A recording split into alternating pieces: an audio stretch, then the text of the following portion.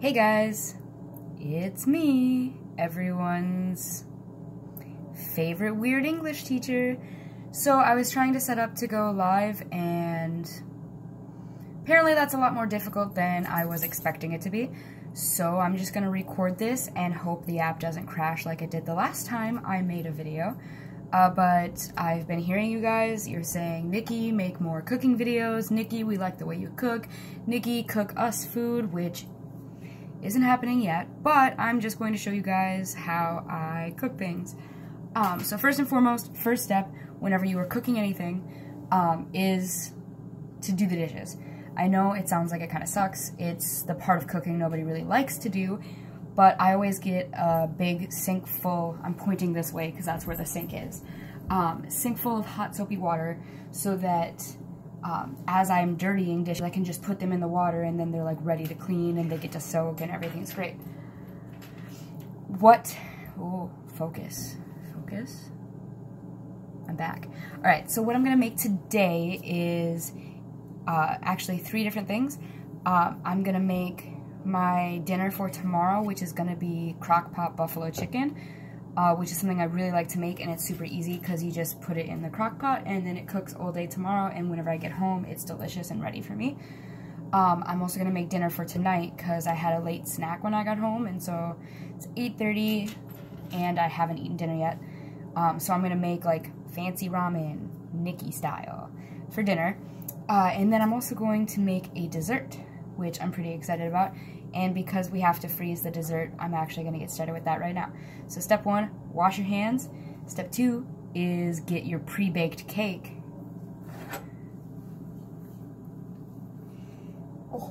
That you made earlier, right after you got home. So I baked 2 circle cakes. I think these are 8 inches. They're either 8 or 9, I don't know. So just bake 2 cakes. They can be whatever flavor you want. I just use box mix from the store because, let's be real, I'm not going to come home and do a whole from scratch cake. And then once you've baked the cake, you let it cool completely, like this is not hot at all, and then you break it. You break it up. Some people are going to be like, but Nikki, it was a perfectly good cake. Could have just eaten it for dessert. No. We're taking this cake and we're going to make something even better with it. But also, this cake is just really good. I just might eat it. I decided to go for the funfetti cake, and it's super tasty. It's kind of like boring and white, but that's because we're gonna do some fun stuff to it. So it's okay for the inside to be a little plain.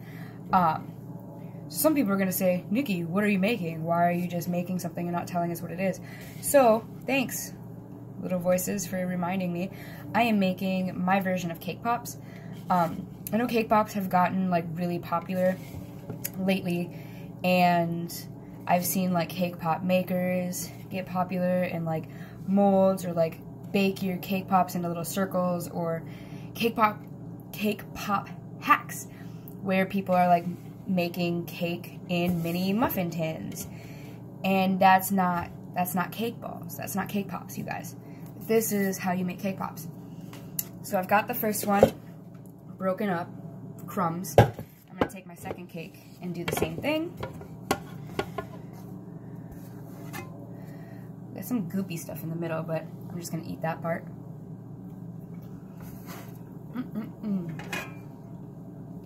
And then bring these to the hot soapy water.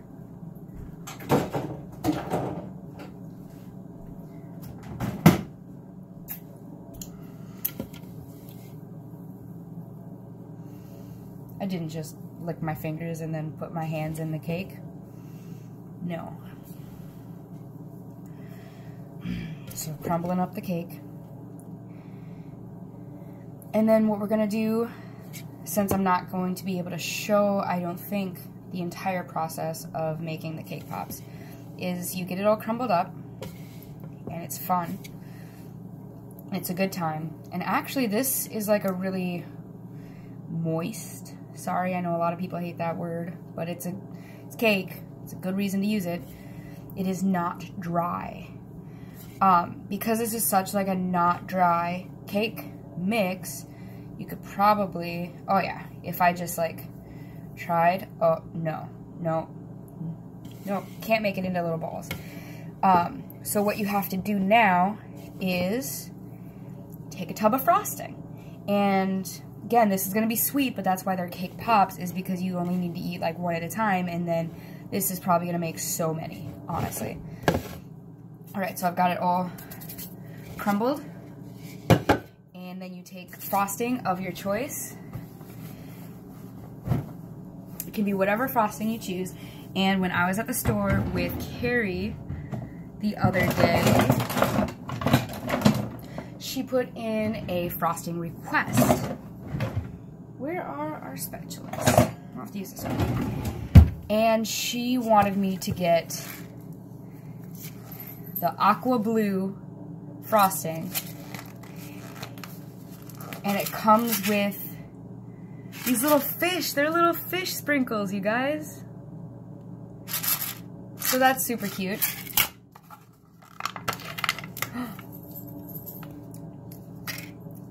Look at that. Tastes like blue. So then you take, so this is 2 boxes of cake mix, 1 container of frosting.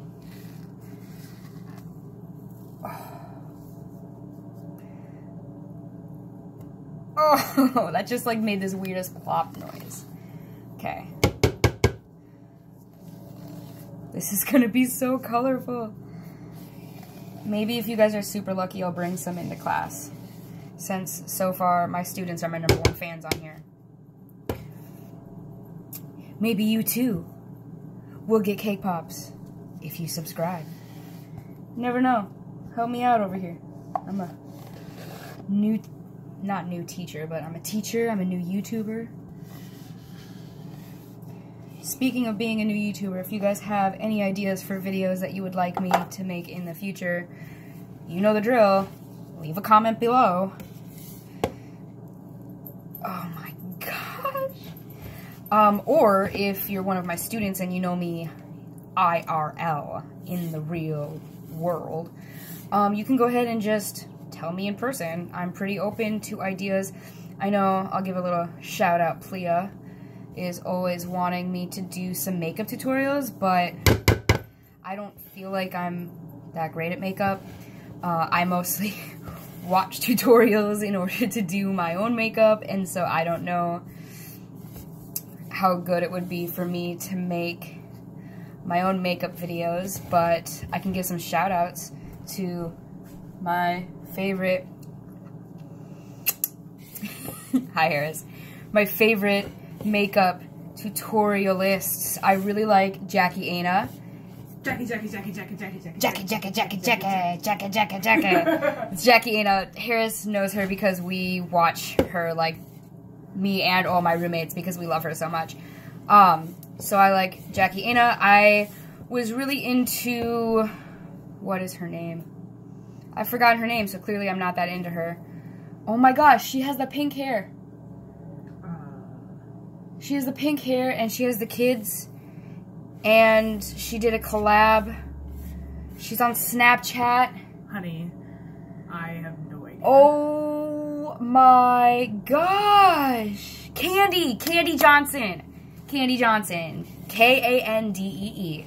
She's a sweetheart. I really like watching her tutorials, but I haven't really... Did I unsubscribe from her for some reason? I feel like I haven't seen her popping up on my YouTube feed in a while. Oh, Bossman wants to eat this. Look at his face. Look at the chops. Want some frosting? No. This is Cake Pops, Harris. Yeah, I see that. It's the same color as the bowl. It is. It could blend in. Oh, this was Carrie's choice of frosting. Anyway, so I like Jackie Ana. I like Candy Johnson. I love Bunny. Graveyard Girl. I'm definitely a member of the Swamp family. Who's the one with the Hogwarts thing? Oh, Sailor J. Sailor J. Sailor J. She's my favorite. Yes, she's amazing too. She's more of like a jokey makeup tutorial, but she's hysterical. We love her. She's the one that does like the men must not know that we can shapeshift or they will tell the church or something, you know, that sort of thing. It's hilarious. She did like the Ravenclaw and Slytherin and how to be a Scorpio and all of that sort of stuff. And we love them. And then, of course, I'm a big gaming YouTuber. So maybe that's what I should do. Maybe I should do some more gaming, well, not more, because I've never done it before. Maybe I should do some gaming videos. This works really well, too, if you just get your hands in it. But I don't want to have Smurf hands, so that's why... No, it's almost done. But thank you. I should have thought I could have grabbed gloves. I got a shit ton of gloves. A crap ton of gloves. We don't swear in this house. That's okay. I think it can be general audiences if there's one swear word. Or I can find a way to bleep it out. That'd be interesting. Anyway, okay, so this is all mixed together. Probably. Alright, so... oh, for gaming. So maybe I should, like, film myself playing some video games, except... like, the ones that I'm into are, like, Skyrim and Minecraft, and for some reason, a lot of my students think those are lame games to play, so they can suck my big toe, because I think they're great. Alright, so... oh my god, it's so sweet, but it is so good.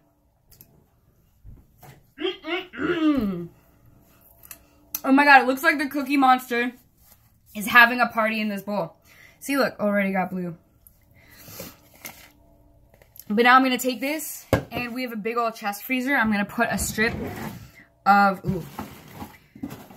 cling wrap on it. And of course, it instantly sticks to itself. Thumbs up if you get annoyed with how cling wrap sticks to itself. Yeah, that's going to be the most popular thumbs up ever. So... what I've done is I've pressed the cling wrap down so that it's touching, because we don't want this to get freezer burnt. We're just trying to freeze it so that it's easier to roll into balls later. So we're going to freeze this, I'd say probably about an hour. And then when it's done, whenever you're done eating dinner and everything, you come back, you melt semi-sweet, because again, you don't want this to be too sweet. I would use semi-sweet, or even dark chocolate chips would be really good. Melt them in a double boiler system, which means you have a pot of boiling water, well, simmering water, and then on top you put like a metal bowl or a glass bowl, something that's not going to melt, obviously, so no plastic, and then you stir the chocolate, and you got to keep stirring it, and then whenever it's all melted down, then you take the cake, roll it into balls, and then you dip it in the chocolate, and then what I'm going to do, you lay down some parchment paper on a cookie sheet, and then once they're in the chocolate, you take them out, put them on the cookie sheet. I'm going to sprinkle a couple little fish on top of each one, and then you throw them back in the freezer to help the chocolate solidify. And then once the chocolate is solidified back on the outside, then you can take them and store them in like a Tupperware container. I prefer to keep them refrigerated, but that's just because I can't have that much sugar, and so I can't eat them fast enough to prevent them from going stale. But if you're like bringing them to a party, they don't have to be refrigerated. That'll be fine. So I'm going to pop this into the freezer.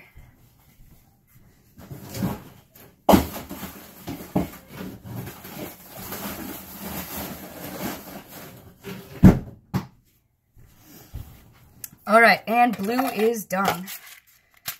How do I... oh, that's just stuff. Okay. Recycle? Recycle! Recycle. Alright, so... next thing I'm going to do, so I'm going to show you guys how I get extra meals prepared and ready. First thing I'm going to do is I have some ground beef that I have defrosted, and I'm going to get the ground beef started to cook for my fancy ramen, and then I'll show you how to do the buffalo chicken.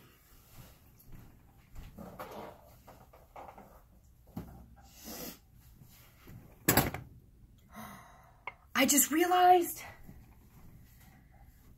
I used all the frosting, but I had enough for 3 little cupcakes. I have no more frosting.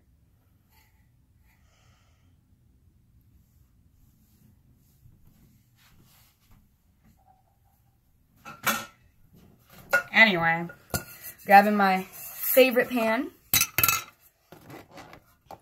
throwing that on a medium-high heat to cook up this beef.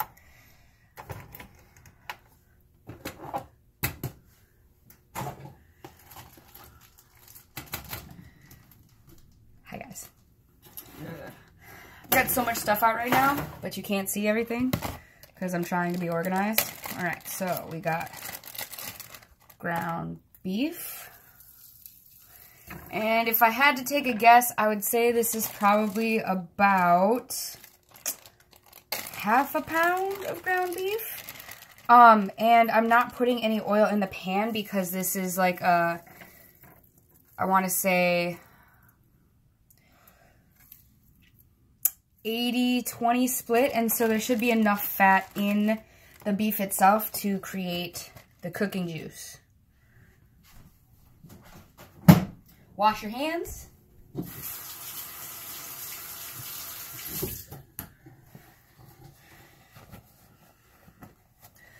All right, and then that is gonna get going. And so the trick to doing make-ahead meals is make sure that you get yourself a crock pot. Oh my God, there's frosting everywhere. So since I'm generally only cooking for like 1 to 3 people, I have this little mini crock pot that I love. I got it on Amazon. Maybe I do know what brand it is.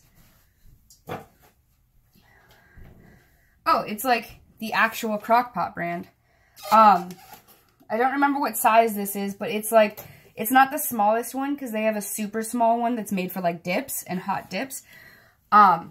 This one just has 3 settings, off, low, and high. And so the first thing I'm going to do is I'm going to make a bottom to my crock pot so that the chicken doesn't just like stick to the bottom. So I'm going to grab a cutting board. I'm going to grab an onion, and then I'm also going to grab a lime because I'm going to need one for later.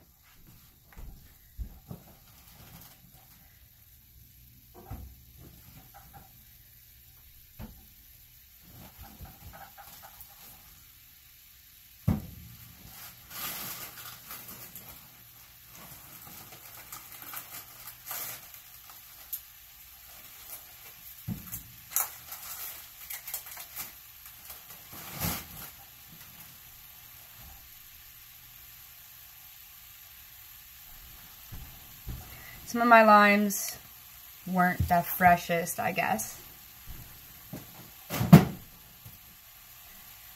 But we still got one good one. And I grabbed 2 onions because these are kind of small ones, and I really like onions. If you know me, you know that onions are like one of my favorite food groups. So we got the onions, we got the cutting board, we got a nice chef knife, and this is what is called a chef knife. And whenever you're cutting with this, I see some people chopping like this. That's not how you chop. Let's see if I can get high enough. Yes. So you want to keep the knife tip. And I learned this whenever I was in food service in college. So you want to keep the knife tip on your board. Hold whatever you're chopping with this hand, but you want to turn your knuckles in and chop in nice smooth motions like this, using mostly your elbow and your shoulder. That's where most of the work is going to be. You don't want to just chop with your wrist because that's not going to be as stable. So, grip what you're cutting. This probably isn't going to be the best because it's sitting on top of a crock pot, but I'll show you just, you chop the ends off the onion, then cut it right down the middle. You just take a whole layer, and that takes the skin right off. Super easy. You don't have to mess with it. And then this is more of like a preference thing. In the middle, I like to take out the bits that have a little bit of like new growth on them, a little bit of green. And then you just take the ends and you take the skin and you just throw it away.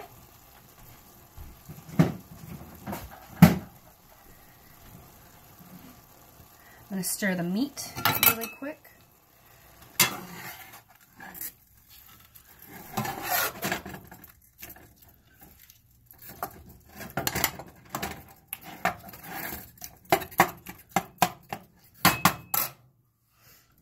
Alright, and then since this is just going to go on the bottom of the crock pot to help stabilize it, it's really easy.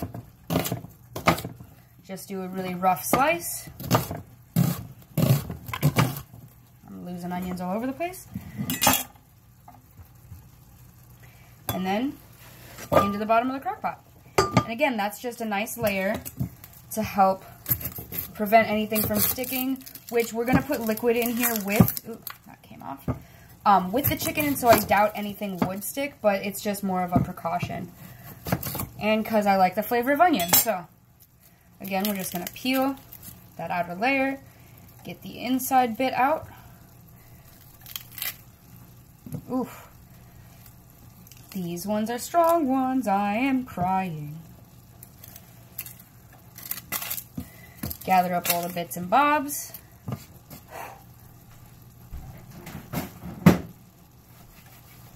Again, just a rough slice.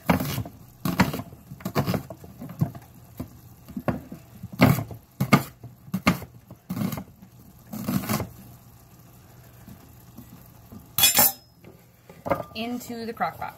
So now we've got crock pot with onions.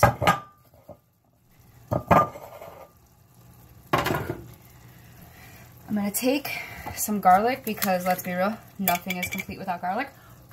There's nothing wrong with buying the big old pre-sliced garlic because it makes cooking with it way easier.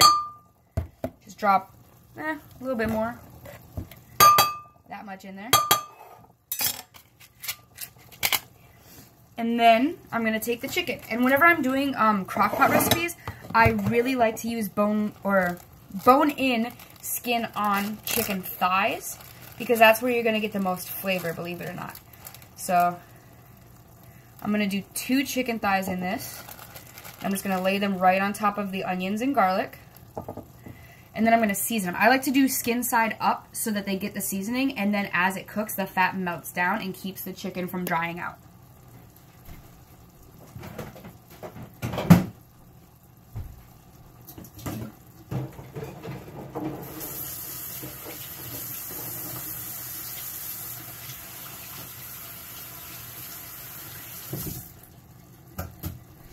Of course, I touched raw chicken, so you always want to wash your hands with hot, soapy water. Do not play around with salmonella, you guys. And just as I suspected, there's plenty of fat in this beef that I had, and so it is cooking out quite nicely without drying or sticking to the pan at all. So I'm just going to toss that around again. There's still some pink bits, and because of the type of, like, fancy ramen, I keep doing the air quotes, I'm making today, I want to make sure there's no pink bits left. Normally, I really like my beef rare. But, fun fact, whenever you, it's not a fun fact, I don't know why I always say that. Whenever you are eating ground beef, you want to make sure you cook it thoroughly, just because going through the process of being ground exposes the interior of the meat to more bacteria. And the reason why it's fine to eat steaks rare is because the inside hasn't been exposed to that bacteria, and so as long as you cook the outside, you're safe. It's not the case when you have ground beef, so always make sure to cook it thoroughly. Now, on top of the chicken, I'm going to season it. Obviously, you can't just cook chicken. So I like to take my Tony Chachere's. I get the spicy blend, and I'm almost out of it, so I'm going to have to get some more. Sprinkle some of that down on the chicken. Remember that the skin side is up. Sprinkle some. And then I like to take this Goya Adobo all-purpose chicken seasoning. It has like pepper in it. I don't think, is there salt in it? It's salt, garlic, oregano, black pepper, and turmeric, which is a pretty good combination to me. Sprinkle that on there. I use this in almost all my chicken dishes. It smells good. And then just because of the type of chicken I'm making, buffalo chicken, I'm going to add some paprika. I almost did the big side. And then, where's my chili powder?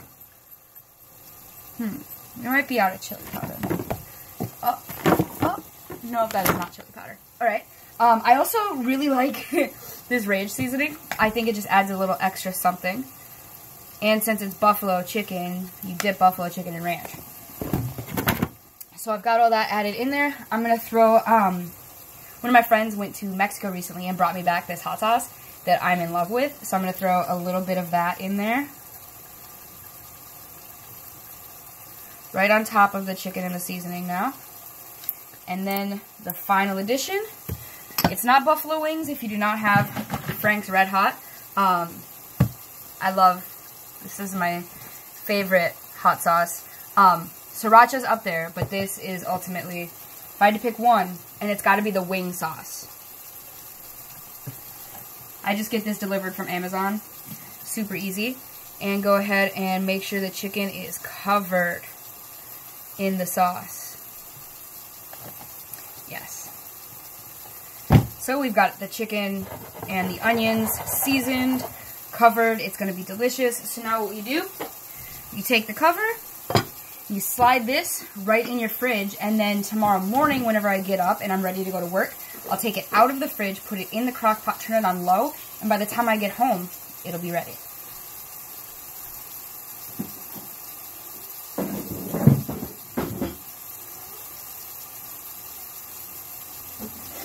Alright, I'm just going to put away these seasonings really quick that I'm not going to use again.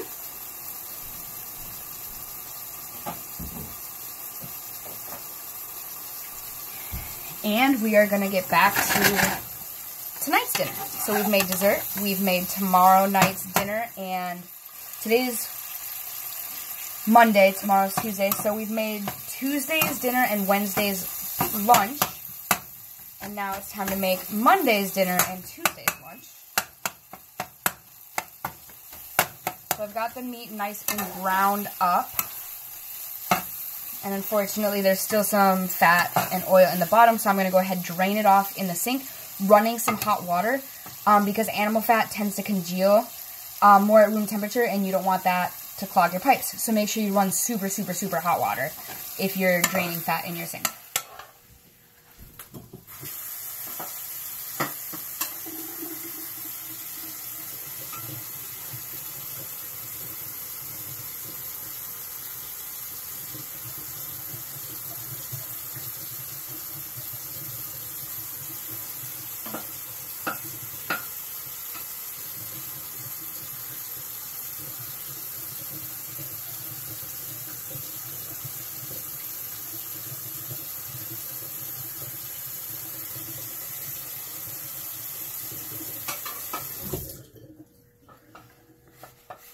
Alright, and then back on the heat. And now what we are going to do, actually, so I'm going to take the container that I'm going to put it in to bring it to work tomorrow, and I'm going to take the meat out and let it rest for a second. And then you'll see in the pan, we still have a little bit of the glistening fat, and that is going to help us cook off our aromatics. So what we're going to add to this now is, last Sunday I pre-chopped this vegetable mix so that I could just use it throughout the week. Some of the vegetables did not last as long. I'm thinking this is the cilantro, but the green onions on top are fine, so I'll still be able to use that. But in this mixture I've got some red and orange bell peppers, some onions, some mushrooms, bean sprouts, which smell a little suspect, to be honest. Oh, and that's not good. So I'm going to go ahead and rinse some of this off because some of it's not that great. But then I'm going to throw a bunch of it in the pan.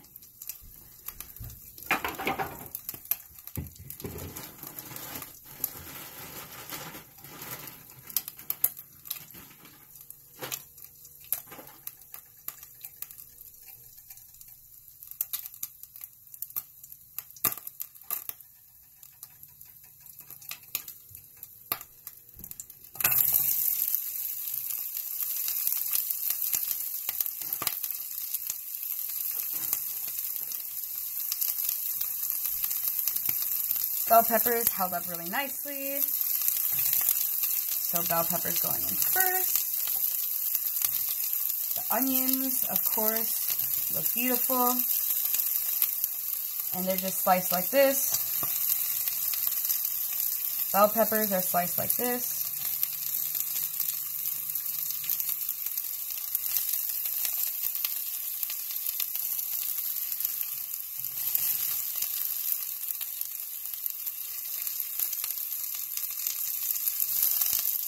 Looks like it's mostly mushrooms look good.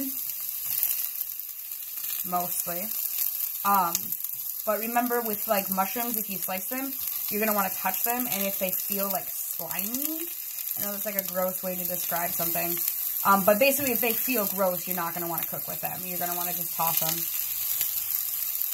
Looks like mostly what I'm going to throw out is some of the mushrooms and the bean sprouts. They just did not hold up as well, which is fine because I paid 99 cents for this huge old container of the bean sprouts. And they're just not meant to sit around. They're meant to be used. So remember, folks, if you buy vegetables, you should eat them. But again, I'm not about that wasting life, so I'm not throwing out this whole container just because a couple of the vegetables are not great. And that's why you should always trust your nose. Some of you guys might have noticed that I opened up the bag, I looked at it, and then I sniffed it. That's when I was like, ooh, yeah, better not. Because some of it just doesn't smell great. And that's generally how you know. But then just give the rest of the stuff a rinse, and it's good to use. Yep, so we're going to use that.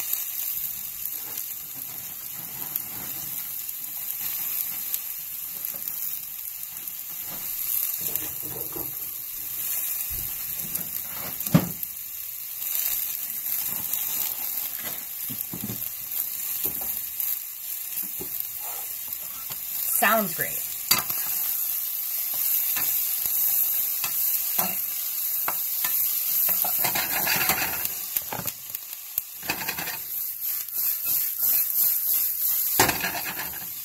I need to get a tripod so you guys can see, because I mean,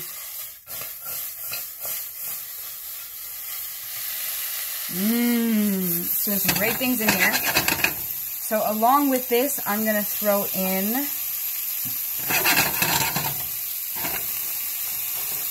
garlic, of course, because garlic is holy, and I eat garlic with everything.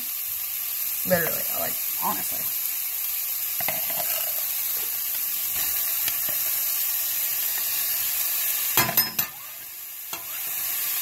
Sink.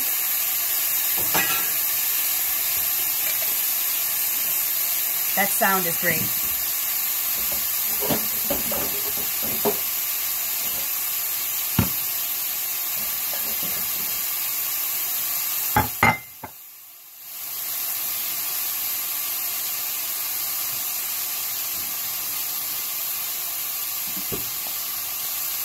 I also have some chopped ginger. And again, you don't have to chop this yourself. You can do the powder. I have some of the powder too. But since I was at the Asian market, the ginger was super cheap. So I went ahead and bought some and chopped it up myself. Speaking of the Asian market, I'm always looking for new places to shop, new things to try out. So